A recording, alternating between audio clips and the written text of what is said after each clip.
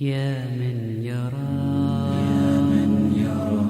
يا من يرى مد البعوض جناحها في ظلمة الليل البهيم الأليل يا من يرى ويرى مناق عروقها في نحرها adanya dua alif tok. Karena mereka tidak pakai khilafiyah, itu udah pakai satu metode gitu Pak. Jadi boleh dua alif boleh atau dua alif saja. Nah ini artinya satu imam ini memperbolehkan dua alif atau dua alif setengah. Tapi kalau satu metode udah menentukan dua alif, kita bilang dua alif setengah ya diketawain gitu. Jadi ini bukan teori, sudah saya coba waktu Fantasil. Siapa tahu panjangnya wajib mutasil? Saya Pak berapa? Dua alif setengah, sengaja saya ambil yang panjang. Oh enggak ada, yang ada dua alif. Di mana yang tidak ada dua alif setengah Pak? Nah, dibukain di laptopnya, proyektor gitu. Ya kan sudah dia buat. Lalu kalau kitab ini kan masih asli. Jadi ada dua alif dan dua alif setengah. Jadi boleh, contohnya dua alif itu hanya 4 ketukan, kalau dua alif setengah 5. Latanu bil usbah. Bagi orang qiraah seneng yang dua alif setengah, lagune iso dimentul-mentul kayak gitu. Sing adzan swara apik ya penak sing panjang ya Pak. Swidik naum bingung ya lagune. Terus yang banyak diajarkan guru-guru Indonesia menggunakan yang panjangnya kadar dua alif ini. Bukan berarti dua alif setengah nggak boleh gitu. Nah ini kalau kita ngikuti satu metode ya patuh, karena pasti nanti biar seragam bacaannya. Kalau menurut imam lain ada yang lebih panjang, ada 3 alif ada, dan ada yang lebih pendek daripada bacaan kita Imam Asim tadi ada. Tapi yang bagus dari qiraah Hafiz ini dua alif atau dua alif setengah.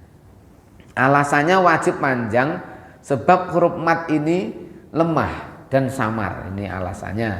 Sedang hamzah adalah huruf yang keras dan kuat, ini di sifat-sifat huruf itu.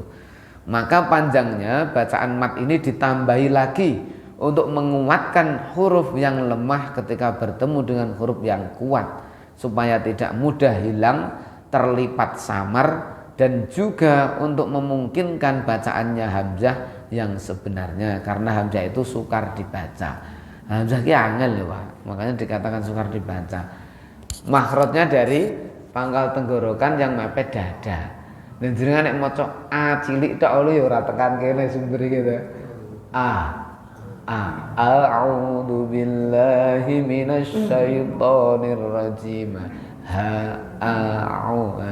Dilihat ini tidak dari sini. Makanya kan harus los. Kalau baca Quran nanti sudah belajar ilmunya harus los. Jadi jangan, kalau los itu kan kalau sudah paham, enggak paham delik-delik Pak ya, takut salah sisa gitu. Makanya kita belajar ilmu, tujuannya ilmu adalah suatu kefahaman, yang kefahaman tersebut ini sempurna. Jadi enggak ada ragu, fala takunanna minal mumtarin, aja ragu meneh. Nek ada yang nyalahin, kita berargumen dengan ilmiah tadi. Begini gitu. Jadi namanya orang alim itu orang yang mengetahui ilmu. Alamah ki masdar, wis tabahur ilmune. Jadi wis dari segi mana aja tahu dia. Oh begini, alamah. Nanti alim ulama kok gak paham ya. Makanya nek awake dhewe ngaku ulama iki isin kula. Isin karena ulama yang sebenarnya dalam Quran innama yakhsyallahu min ibadihil ulama, itu bukan kita, tapi al ulama adalah masdar sumber ilmu. Sumber ilmu ini siapa ya? Tiada lain seorang laki-laki satu, yaitu Rasulullah gitu.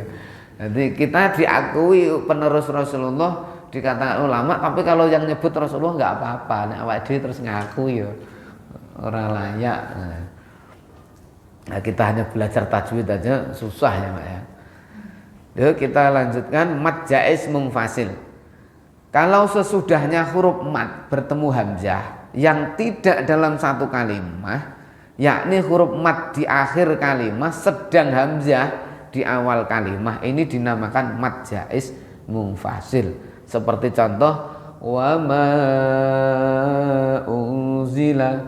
Kalau dalam bahasa Arab, ini cara niteni ya, mengetahui itu setiap kali dua kalimat ini pasti punya arti masing-masing. Wama punya arti sendiri, wama dan sesuatu ini ghairu akil, jadi punya arti kitab.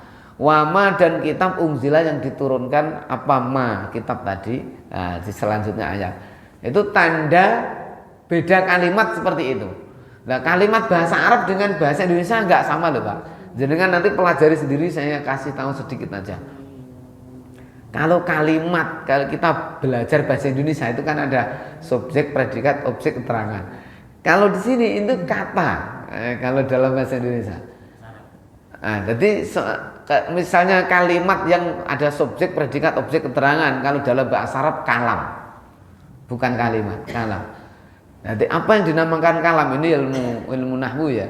Al-kalamu huwa lafdzul murakkabul mufidu bil wad'i. Yang dinamakan kalam adalah susunan ya yang berfaedah, yang disengaja. Jadi yang tersusun ya, kalimat yang tersusun dengan sengaja dan memberi faedah.